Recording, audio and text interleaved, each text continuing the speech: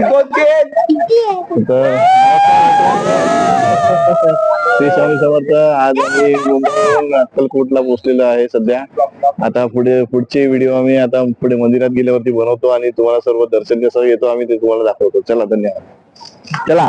तर जसं आपण तुम्हाला सांगितलं होतं की आज आम्ही अक्कलकोटला येणार होतो. तर आज आम्ही अक्कलकोटच्या परिसराजवळ आलेलो आहोत. आता आम्ही मंदिरासाठी निघतो इथून. तर हा आपला सर्व ग्रुप आहे, सगळा आलेला इथे. हा,